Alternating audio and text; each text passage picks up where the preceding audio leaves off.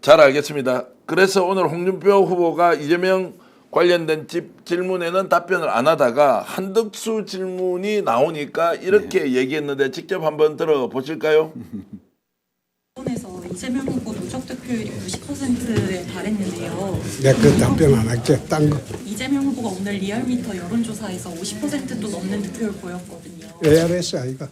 답변 안 하고 또 추대식을 좀 한다고 하는데 추대위원회 전부 민주당 인사더라 이거. 고건, 손학규, 이낙연 민주당 인사더라. 그렇게 이재명이 하고 단일화 추진하는 모이죠.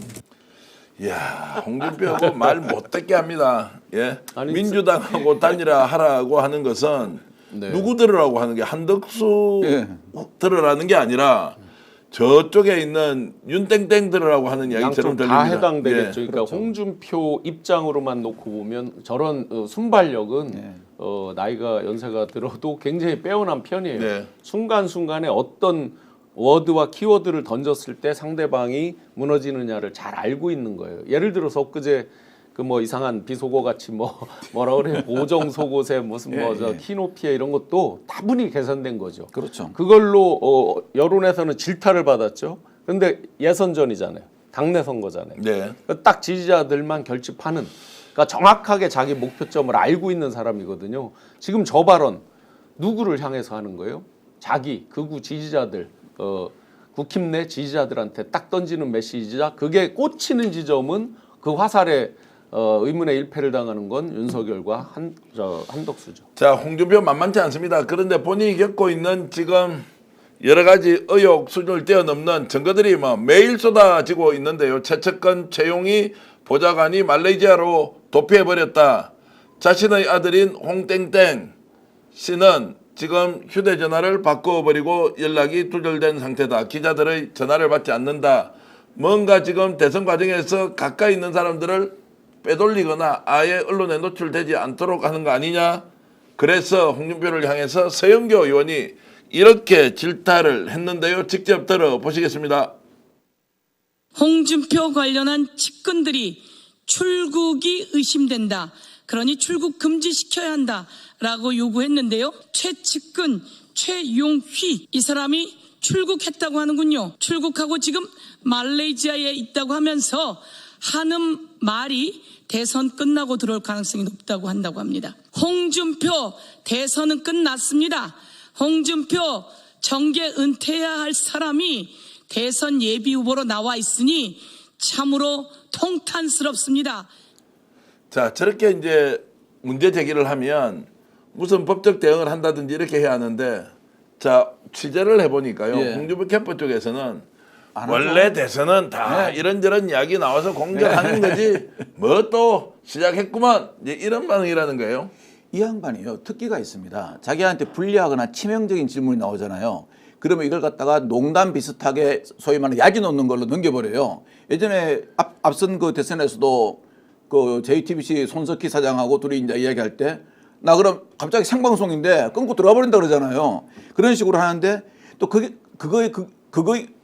하는 행동이 그렇게 자기 지지자들한테는 미움을 안 바쳐요. 뭔가 좀 저 사람은 원래 약간 저런 스타일이 있구나라는 그런 어떤 평가를 받거든요.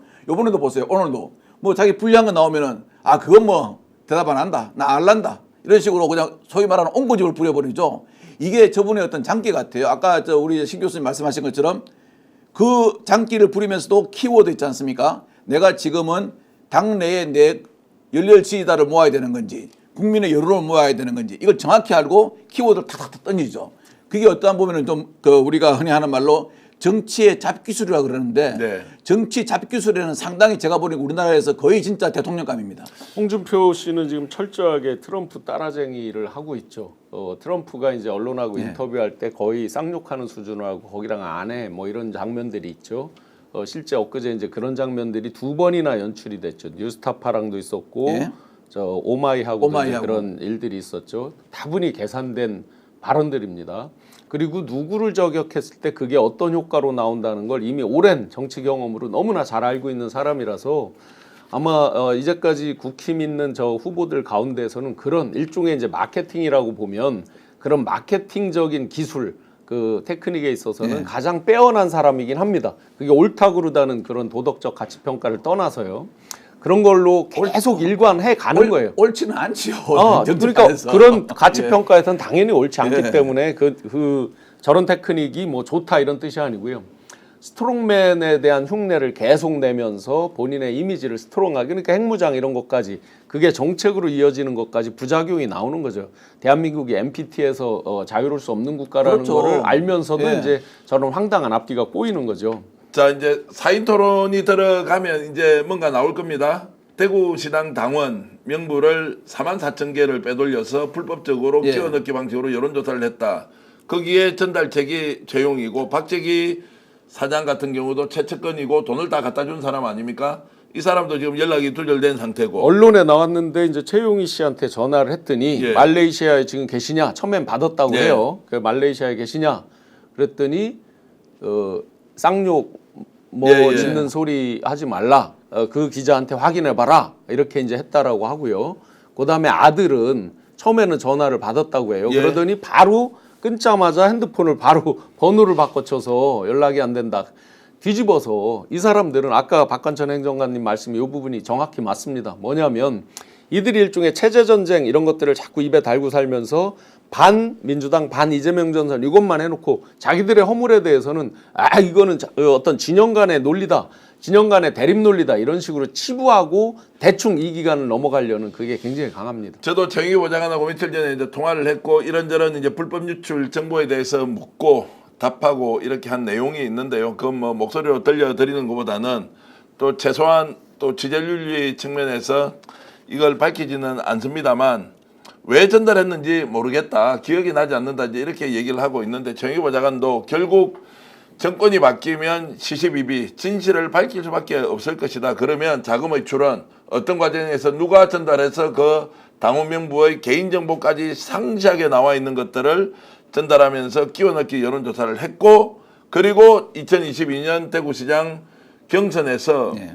어떻게 김재원 후보나 유영아 후보를 압도적으로 이기게 됐느냐. 그 출발 지점에는 불법적인 여론조사가 있었다.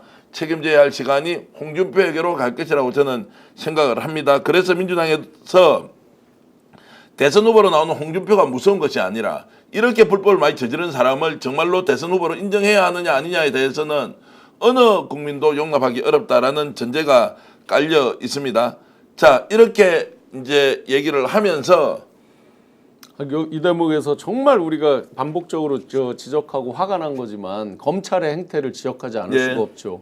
그동안 그렇게 많이 강혜경 씨 등등 조사하면서 사실은 다 나온 거잖아요. 포렌식으로 다 확보할 수 예, 있었던 이미 거죠. 확보해 예. 있었고 사실은 기존에 나와 있는 것만 해도 벌써 소환 조사를 했어도 몇 번을 했을 것인데 예.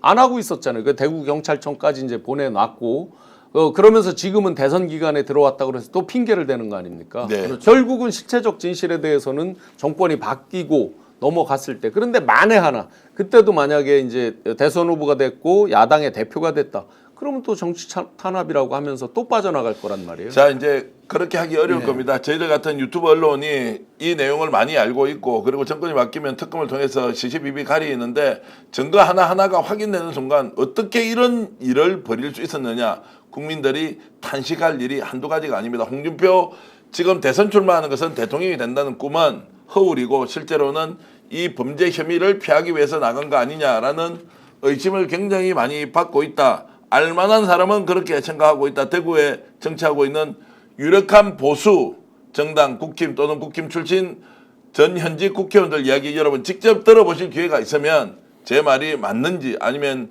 일방적으로 홍준표를 폄훼하기 위해서 방송을 하는 것인지 구분할 수 있다고 저는 생각을 합니다. 자, 아마 홍준표 씨는 그럴 겁니다. 그게 제가 보기로는 다음 토론 때가 분명히 나올 거라고 생각하거든요. 저는 누가 지금 그 말을 갖다가 꺼낼지도 지금 대충 짐작을 하고 있는데 그 말이 나오지 않습니까? 뭐 대구시장 경선에서 당원 명부를 가져가가지고 불법으로 사용했다, 뭐 이런 것도 있다, 이런 것도 있다. 그다음에 뭐 보좌관이 말레이시아 갔다, 이런 나오지 않습니까? 홍준표 씨 답을 저는 알고 있습니다. 딱 한마디로 끝내버립니다. 그렇게 하면 여태까지 검찰이 가만 날 뒀겠나? 그거 한마디로 딱 끝내버릴 자 겁니다. 검찰이 그냥 놔뒀겠나 이런 것이 그 쓸데없는 소리 하지 말고 그렇게 하면 검찰이 지금 말이야 내를 지금까지 가만히 놔뒀겠나? 그 자꾸 쓸데없는 소리 하지 말고 딱 이렇게 하고 홍준표 씨 끝냅니다. 자, 그렇게 할 네. 수도 있고요. 야, 그거 누구한테 봐서 또 정북 좌파들이 나서서 주는 자료 가지고 덮어 씌우기 하고 있어요. 이렇게 네, 하기가 그렇죠. 있죠. 그렇죠. 그렇게 거의 뭐 예, 하고 끝낼 겁니다. 두 개를 합친 게 100%. 자, 근데 저는 예. 이 대목에서요. 정말 궁금한 게 하나 있어요. 검찰은 이 자료를 다 알고 있거든요. 네. 다 포렌식 다 저도 요건 이제 분명히 알고 있습니다. 포렌식 다 끝내 가지고 포렌식 과정에서 어떤 게 있었냐면은 요즘은 그 AI로 포렌식을 합니다. 네. 녹취를 틀어놓으면은 근데 명태균 씨가 사투리를 너무 많이 쓴대요.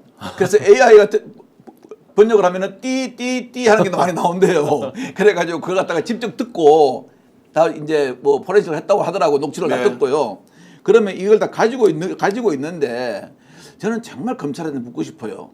이걸 왜 만지작 하고 있고 실은요.